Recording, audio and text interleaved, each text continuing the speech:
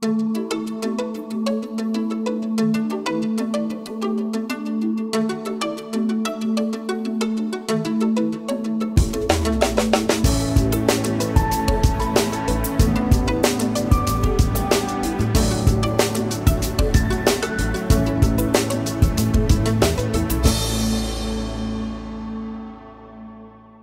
morning.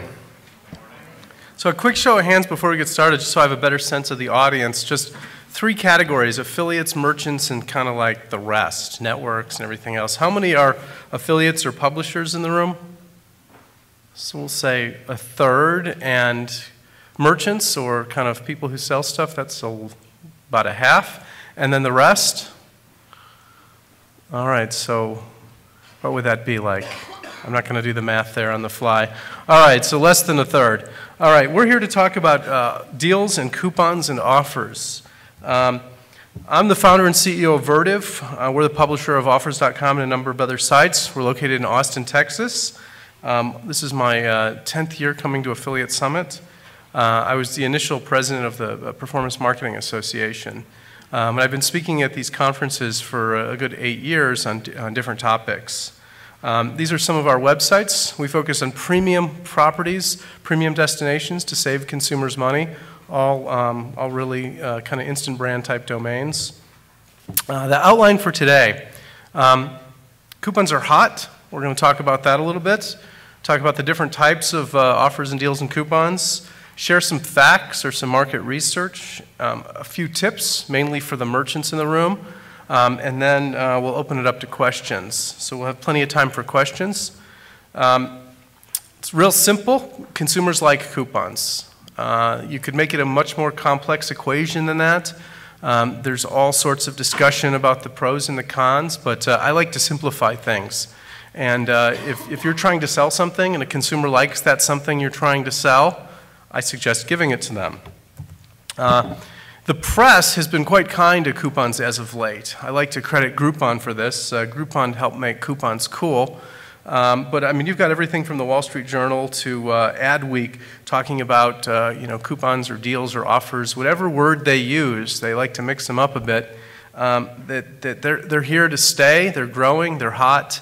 Mainstream media never covered kind of the industry like it has in the last few years. It was almost a forgotten, kind of marketing method. It was almost relegated to, the back of the Sunday newspaper. And that's changed dramatically in the last few years. There's some interesting research. This was sponsored by Coupons.com, someone who's primarily about consumer packaged goods coupons. And they had a neuroscientist study. And they basically gave people, half the people a $10 coupon and half the people didn't, and they measured kind of oxytocin or hormone levels.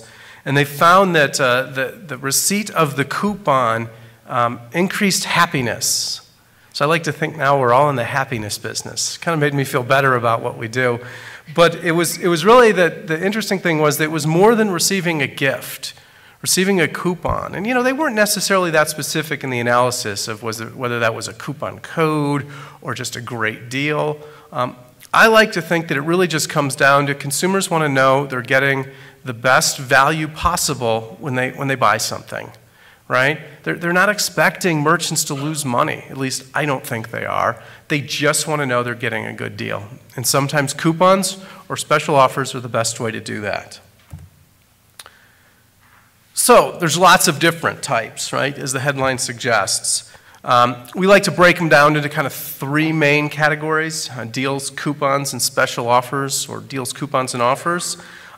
Whether it's online or offline, we're going to talk about both. We'll start with online because we're basically an online conference, but I think the offline gets really relevant really fast. On the online side, you essentially have things like discounts or online coupons, 20% off, $50 off $100 or more. However you phrase it, however you think of it, it doesn't require a code. These are kind of the sales of yesterday. Online, we don't generally have sales as much as we have coupons or discounts. And the most common type are these, just flat out discounts, right? It's 20% off, that kind of thing. So that's the most common type. Sometimes the more effective type, which are similar, are coupon codes or promo codes. And that's where something usually needs to be manually entered at checkout. Discounts are applied automatically. Coupon codes or promo codes need to be manually applied at checkout. So you get to the end and you get a box and it says enter promo code here. The consumer enters a promo code and receives their discount. There's lots of ways to implement this. And I think merchants over time are going to get more and more savvy about only showing the coupon redemption box to consumers that they think should want a coupon or discount, right? Not to every consumer, right? So depending on the path the consumer takes, they may or may not get the redemption code box. That's the trend that I see, and that's where I think things are heading on this type of promotion or coupon code. Probably the most common is free shipping.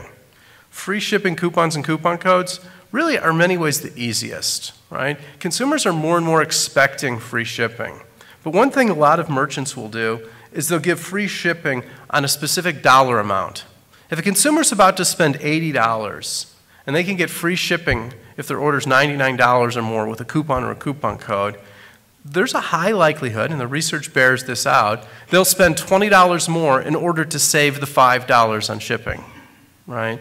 And that is really, in many ways, some of the most effective things that especially folks that are new to couponing that want to try it out can do, right?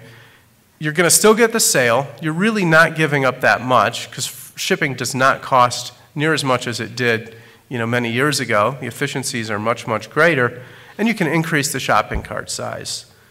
There is mountains of data that suggests that coupons and coupon codes will increase the shopping cart size of purchasers. The concept is they're getting a better deal. They'll spend more money. And that's something that's really important for folks to consider. A fourth type of online coupons or deals or offers is flat out just deals. These are usually on products, but sometimes they're on category-wide. You might get, $72 off a specific TV set, right? These are the types that are the most common on Black Friday, right? Here's a product, it's a great deal, right? You can't pass it up. These usually last only a couple of days, maybe a week, have very, very high discounts, and often run out fairly quickly, right? And that was generally the concept of how these deals came about, is it started out as, oh, we've got some excess inventory we've got to get rid of. Now it's turned into a great vehicle to attracting new customers, right? There's no better way to get a new customer on your list than taking some of your inventory that's not moving, marking it down a little bit, and giving them a special or a great deal. So those are deals. So those are the four primary types of online coupons, right? And we like to say that they all fit under the category of special offers, but you've got basically coupons, deals, and offers. Now, on the in-store side, consumer packaged goods coupons. These are the most prominent, most prevalent, right? 55 cents off, 25 cents off. How many in the room have seen the TV show Extreme Couponing? Show of hands. It's only about a quarter. Extreme Couponing was on, it was a TV show basically that showed primarily women. There was an occasional man on there. And they would show how during the week they saved up all their coupons. They went online and found special coupons. They checked the in-store circulars. And basically they'd go to the grocery store and spend $100 on groceries and walk away spending $5. Right? It was a crazy concept. It might turn out to be one of the better things for the couponing business because the coupon companies have kind of cracked down a little bit on some of their loopholes, and they're using online methods to help with that. And what they're doing now is they're making it much more difficult to kind of game their system. What that does, though, is that makes more coupons or more value available to just ordinary consumers, which is really who we want to attract anyway, right? We really want the customer who's buying 100 bars of soap because they're free.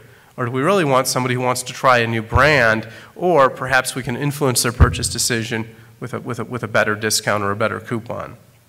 So when we look at the offline, consumer packaged goods are probably the most prevalent.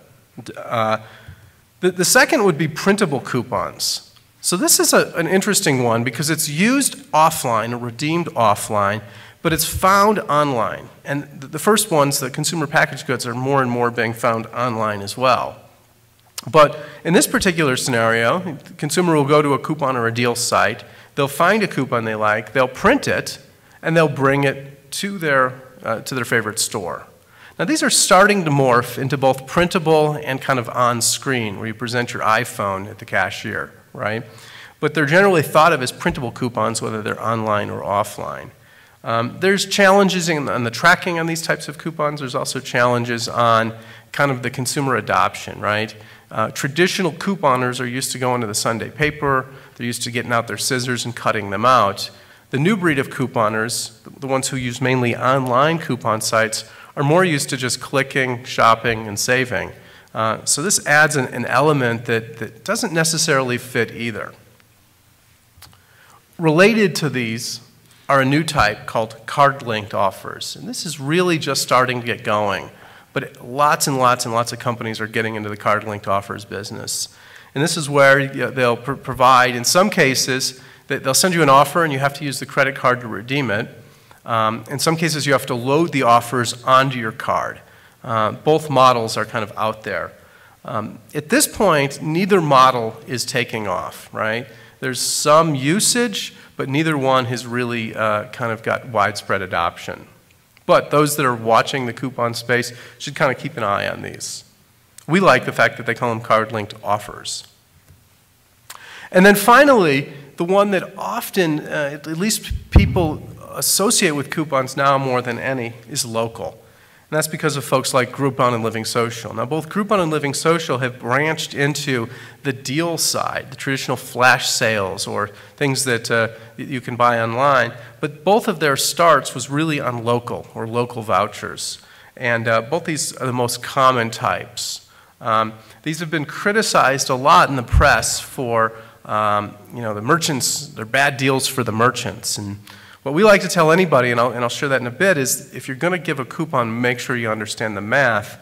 And in all of the couponing space, this sector was in many ways the most negligent of not doing that. Many merchants really just didn't understand the concept of, a $100 voucher.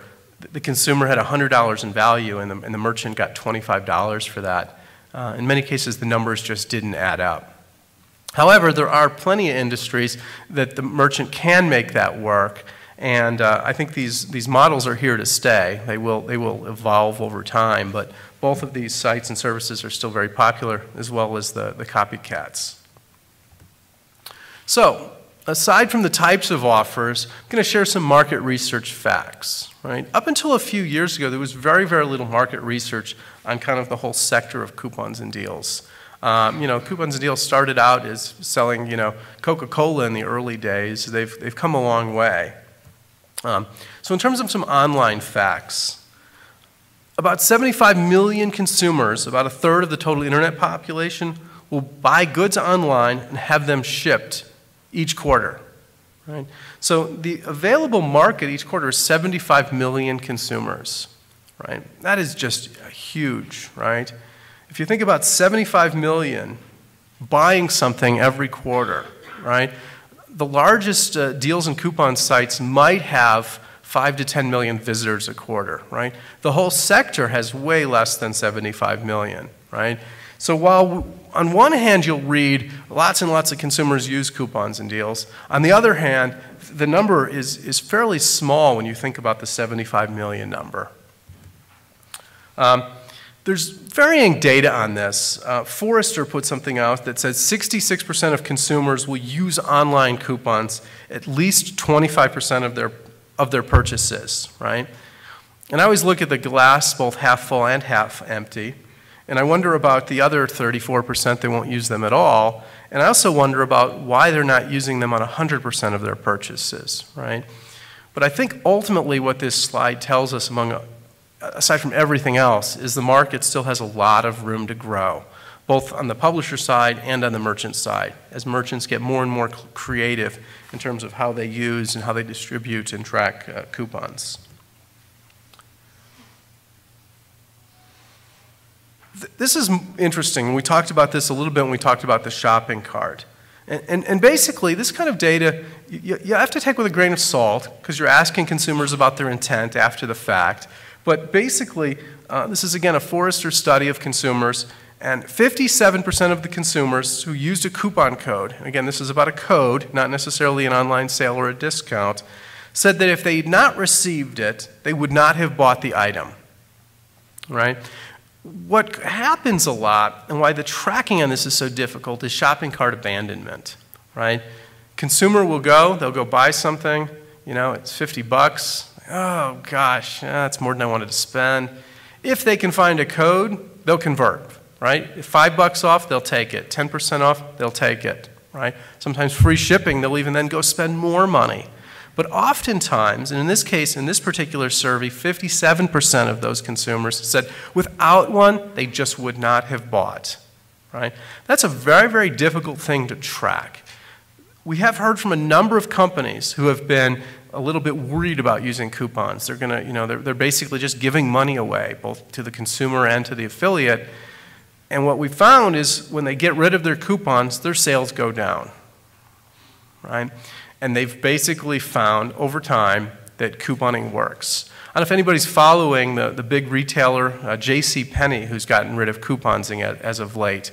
And thought about having a, you know, kind of a graph to show J.C. Penney's sales numbers, but I thought I'd, you know, avoid that in case somebody from J.C. Penney was in the audience. But they got rid of coupons about 1.5 years ago and went to a new model of kind of like, you know, everyday low prices, but they don't quite say it like that, and their sales are just down drastically.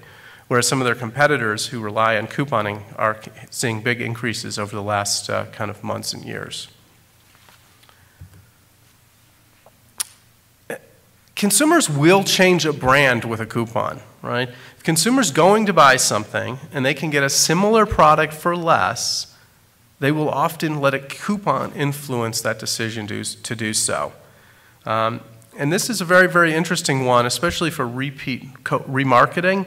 Oftentimes, if you've got a consumer who's bought something, you can find a related product or a similar product and offer them a coupon on it and secure the sale, right?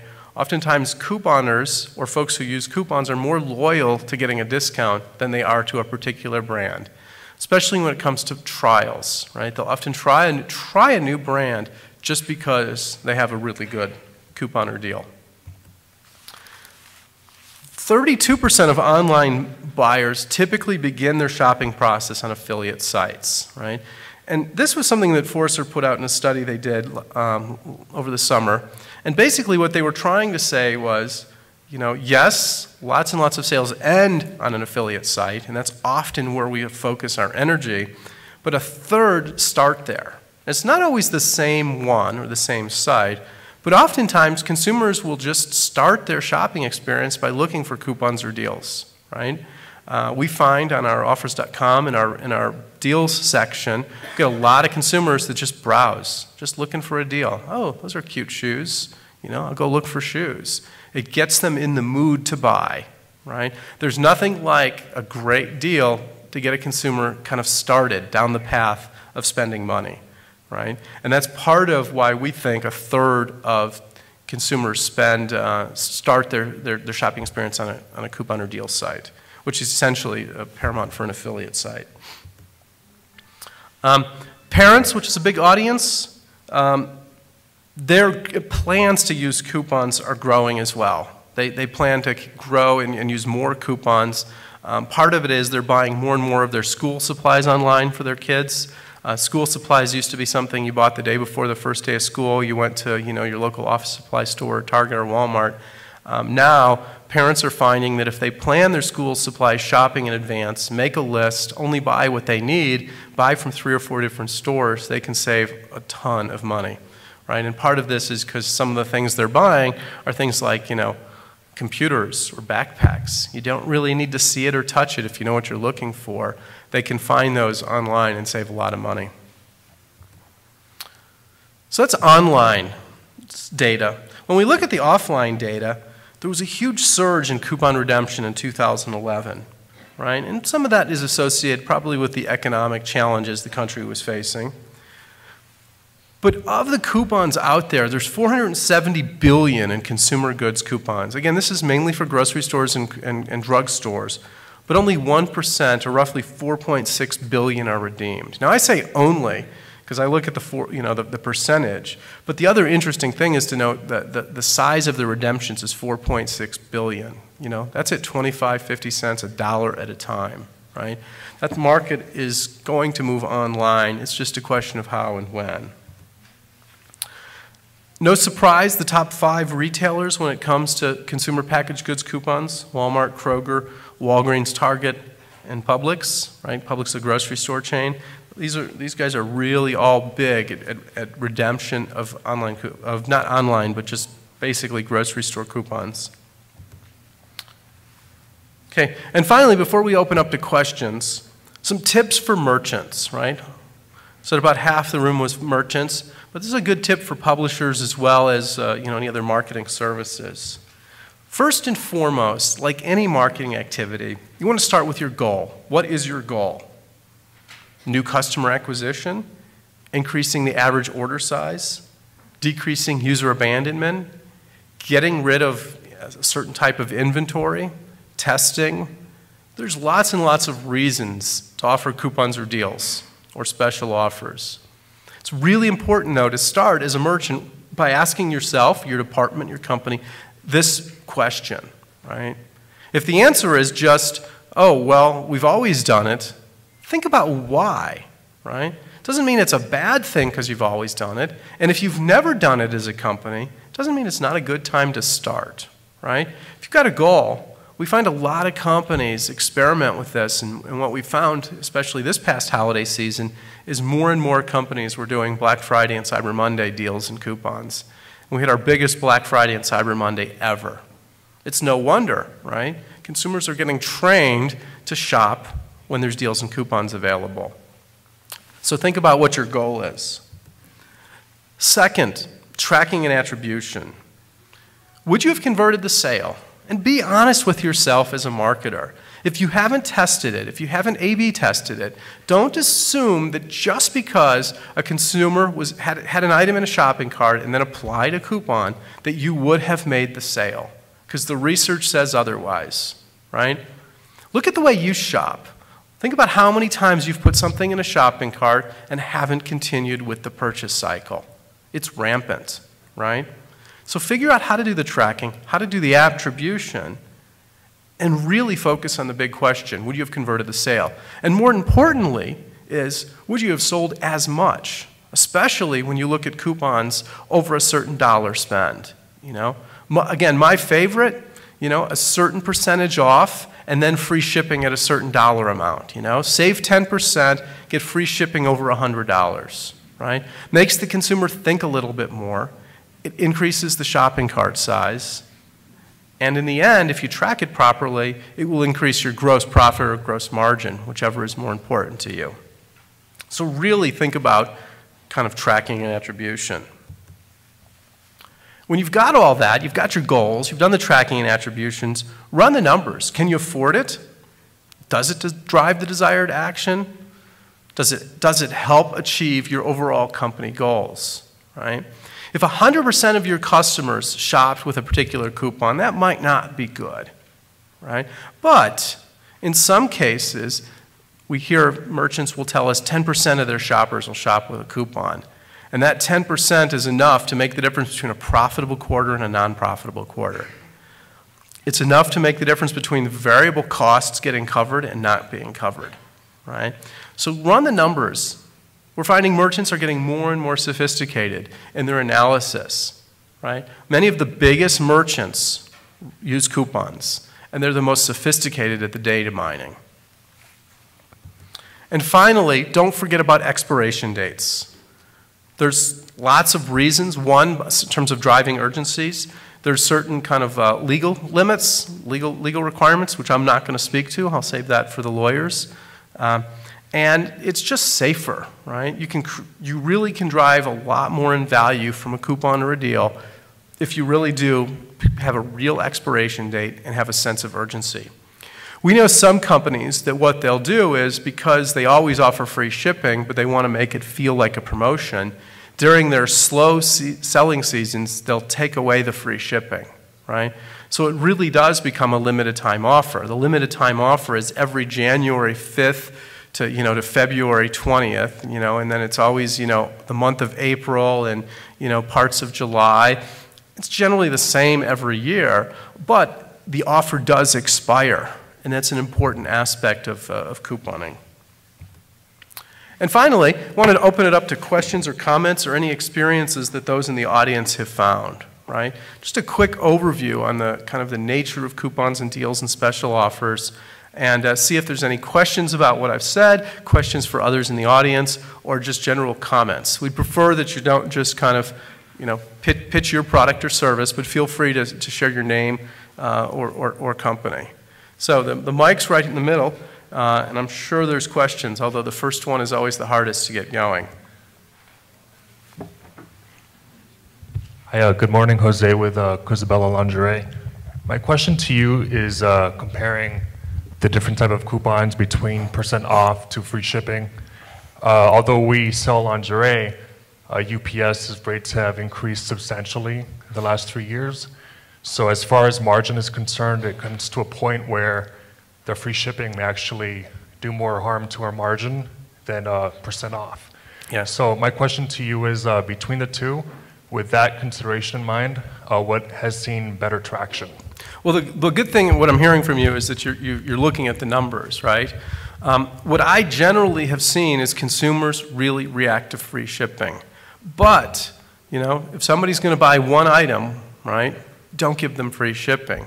What's your average shopping cart size now? AOV is between 220 and 240. So that's big, and you've got low margins. But so what you're dealing with are people who are buying, a dozen, half a dozen of a particular item. I bought some socks recently, and I bought twice as many because I could get free shipping. Right? It was really that simple for me when I made the purchase, right? So maybe it's 5% off over $100 and free shipping over $250.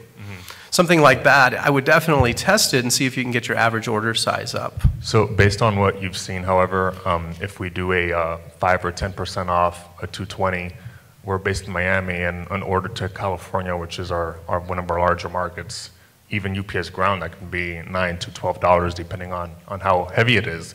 So when you're considering it's costing us $12 for free shipping or $12 on % off, which ones have you seen to drive better results? Still the free shipping? Still yeah, part of it is the perception. I would try to do a hybrid, because the other thing you can do is you can do $3 shipping or $5 shipping, right? Don't feel like it has to be free.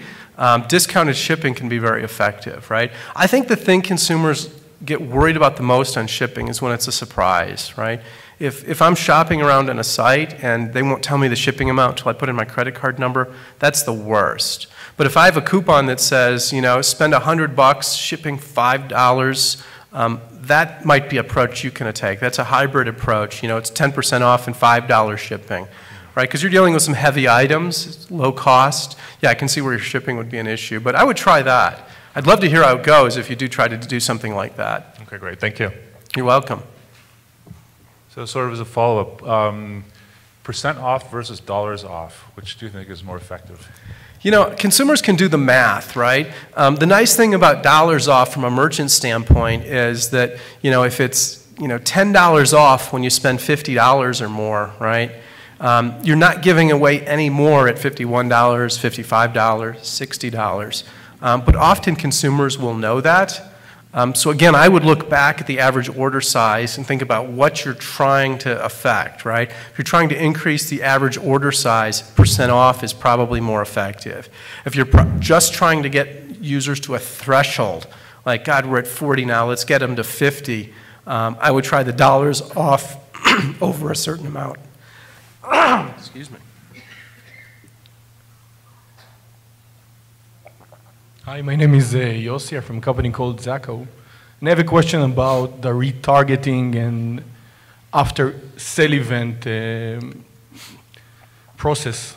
So today I know, like, when you're buying something and you offer someone a coupon and try to convince him to buy, when this sale ended, well, from what I see today in the market, it's not evolved enough to retrack this customer and offer him other offers while he's surfing on other websites. So where is the market going in towards of, let's say, extensions and toolbars and stuff like that that adds into the buy process and allow the merchants to keep track on those users? I think they're pretty. The question was retargeting or kind of remarketing to folks who may or may not have bought. And I think the two most common that I've seen are email and then kind of shopping cart abandonment avoidance, if you will. I think the shopping cart of abandonment avoidance, which is basically, somebody's about to leave your site without checking out, and then you throw up a coupon at them. I think that just looks desperate. I think that is one, I've never seen any data that says that works. That's the most primitive form of kind of what you're talking about. I think email is often more effective, right? If they're logged in and they abandon their shopping cart, and your average, sale converts within 5 days of initially starting a session, what we've seen some retailers do is they'll offer a coupon, day 7 for a particular, kind of class of goods, right? It's hard to do true one-to-one marketing, which is, of course, the future of all the couponing and offering that's going on is to really customize an offer based on an individual user, which is really, in many ways, the goals of retargeting. But I think it's still very, very early, and I think there's huge opportunities for it. A lot of the folks that are getting done, doing it now are just the bargain hunters, and I think the mainstream will catch on, and merchants will figure out how best to use it. Thank you. Yeah. Yes, hi. My name's Tony Trujillo, and I'm with Coupon Phone. I wanted to find out, do you have any statistics or information on what private information a consumer might want to give up in order to get a coupon? Yeah, that's a great question. What private information a consumer will give up in order to get a coupon? I'm not sure if anyone in the audience has any experience on that they want to share. I don't have any experience on that. I know that we've seen everything from trying to get somebody to actually put in their credit card and then tell them what the coupon is, to just a simple email address. I think the safest and the most likely is an email address in this day and age. Anyone have anything to add, please jump to the mic and share any thoughts on that. Yes? Bob from MyCoupon. It's a geolocation mobile app. If I may add something to his concern, I think privacy is an issue. It depends really on the country.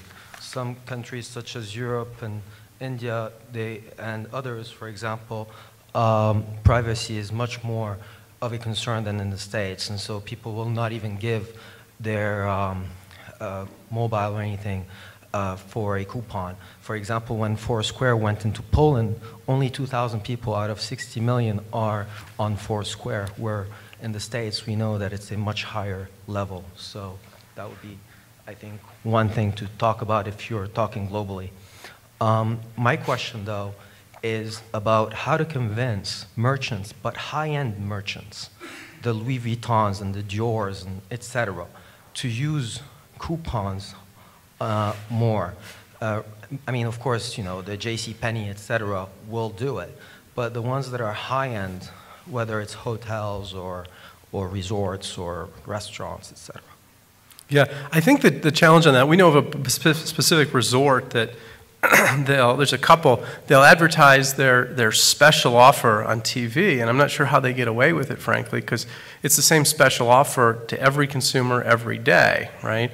But they know consumers want a special offer, so they'll market it that way. I think the high-end brands are more likely to do that than do coupons, and a lot of times the best way for the high-end brands is to focus on clearance and deals. They're just very, very against kind of couponing, but it's a good way to ease them into it, right? Hey, high-end brand, you've got all this stuff that's just sitting in your warehouse. Don't wait too long to mark it down. You're going to mark it down. You're going to get rid of it. Why don't we try a deal on it first? And that'd be what I would try with high-end brands. Yeah. Hello, Per Christensen with FileInfo.com. We do a lot of software sales through just basic affiliate links, but coupon codes are kind of a hassle because they're always updating, and then we got to update thousands of codes. So we do a lot of direct links to affiliate, or I guess the landing page discounts. And I'm wondering, is that more effective than coupons, or are coupon codes what the customers prefer? Yeah, that's a good question. So the question is basically embedding the code into the link so the consumer gets the discount versus not.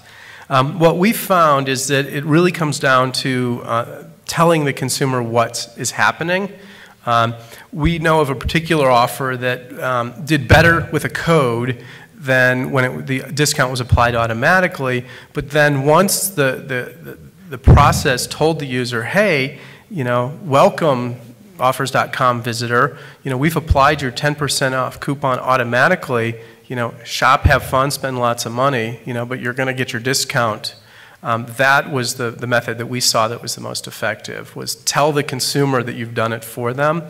If all you do is just apply the discount and don't tell them, they're going to wonder, do I need a code? What's going on? And so I think that's the approach that works the best. Sure, so like a message on the landing page that says, this is your discount. Yeah, like a co-branded message, right? Perfect. Because you started here and you came here, you're getting this discount. We've applied it automatically. Yeah, that's great. Thank you. You're welcome. Hi, my name's Steve, and I work with a merchant retailer called Redbubble.com. And my question is, we don't have very large margins, so we're always very wary of issuing coupons, and they get released into the wild on Google. And so the question really is, what are some techniques that you can share for segmenting the users that see the coupons so that we can kind of measure and make sure that it's incremental versus detrimental to our margins and our bottom line? Yeah, so the question is techniques to make it kind of incremental and not detrimental. One is the expiration dates is very, very important, because then if something does go wrong, at least you've got an expiration date to hold, to hold things. A second is kind of custom or unique or exclusive codes. We think eventually the code will replace a lot of the affiliate tracking, and the merchant will pay the referrer based on the code that's used. There are definitely some merchants that do that, and that avoids, right? Nobody's going to hijack your code if they're not going to make any money on it. I mean, they might, but they're less likely. Single-use codes are getting more and more common as well.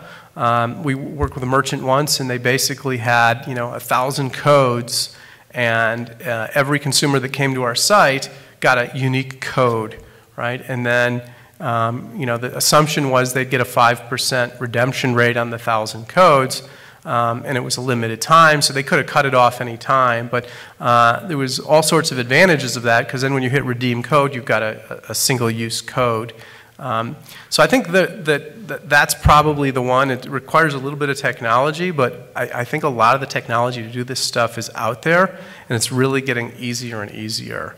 I think the good news for you is you've got the goal in mind, right? So now the question is how do you implement it? And depending on the brand, we love testing some of this stuff, especially by putting offers in emails, or we'll work with some of our media partners to get the offers up on TV.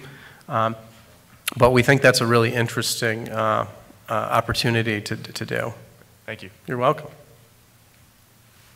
My name is Glenn. I'm from dealsonlywebstore.com, and my question is, what do you see the difference is in effectiveness between having a coupon code on an affiliate site versus having it on our own merchant site? Yeah, one of the slides that I went through fairly quickly in the deck had some data, and it's hard to quantify the data, but consumers believe they're getting a better deal when they're getting a deal from a third party, right? And this goes back to just retail behavior in general, right? The outlet stores have kind of changed that behavior a tad, but the fascinating thing about most big brand outlet stores is they're selling different merchandise than you can buy in a mainstream department store, right? And that's how they kind of got around that, right? But if you think back to the early days of retail, right?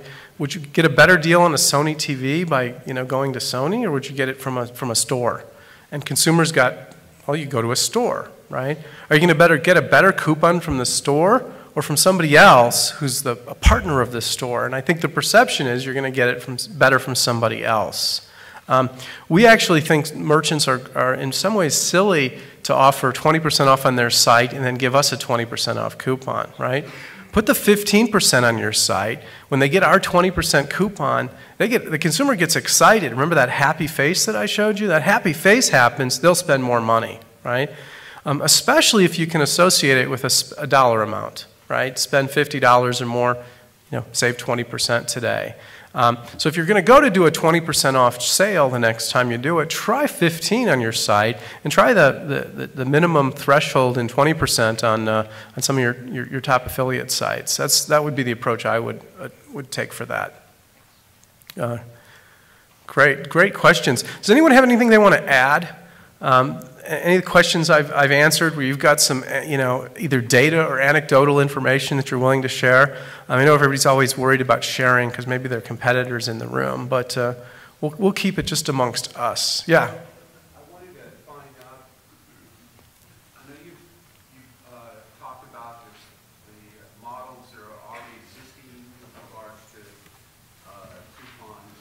Are there any new models that you've heard of, maybe that are not mainstream, but are coming up? I think the question is, are there any new models that are coming up? I think the single-use coupon is fairly new.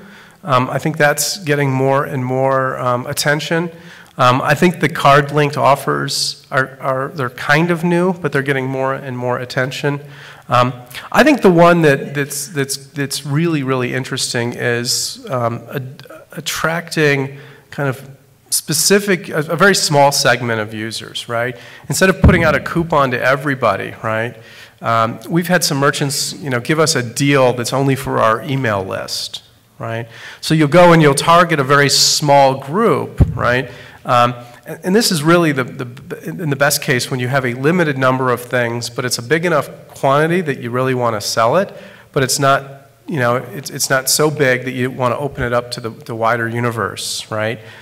Find specific partners. You're a merchant and you've got last year's lingerie, and you want to unload that somewhere. Instead of making a general sale or coupon to everybody or to your existing base, find a specific partner and go sell it to that partner's list, right? And then when you've sold some of it, you might sell it to a second or a third partner. But I think that's going to get more and more common from what we've seen.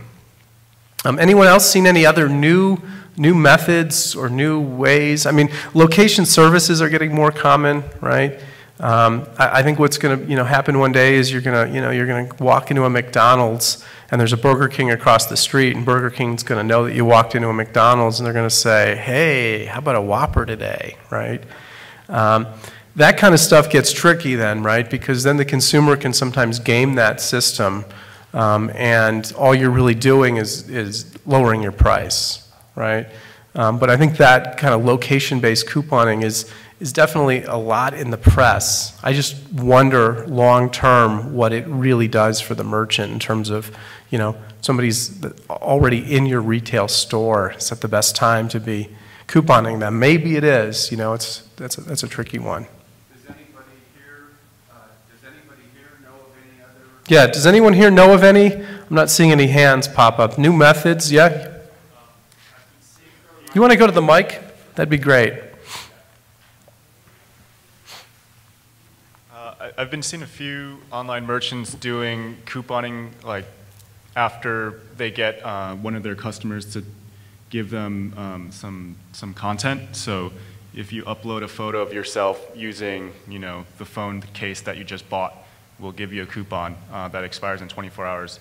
Or if you upload any photo with our brand mark on it, we'll give you 10% coupon. So user-generated content incentives, that's something I've seen. Yeah, social engagement and user-generated content are methods. Again, those kinds of things are sometimes hard to scale, but if they go viral, they can be really, really effective, especially if you're not giving away more than you can afford, right? Any other methods folks have used to or have tried? Hi.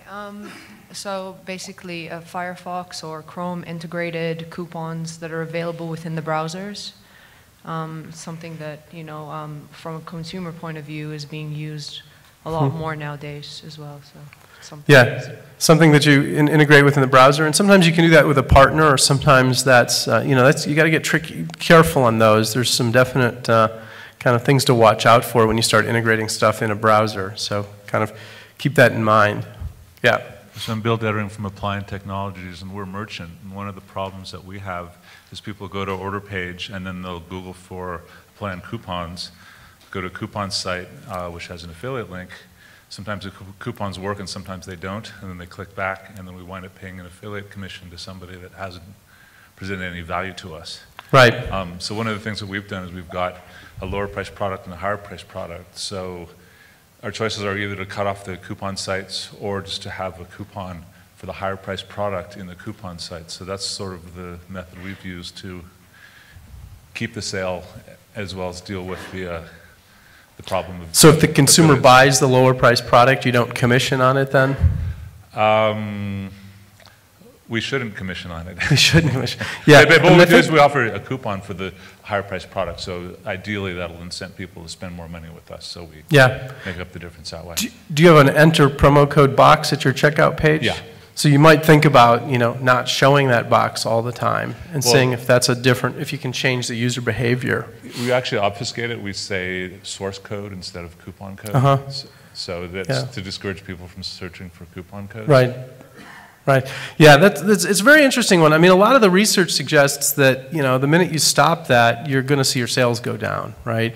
So you've just got to be really careful to assume that just because at the time of purchase somebody's going and getting a coupon or a coupon code, that you would have got that sale without them, right? But I know what you mean. I mean, we hear about it all the time. Believe me, I've been in the coupon space for 4+ years, and it's a very, very common thing. And that's why we're glad there's finally dialogue about it, as well as research that says that it's not always so so black and white.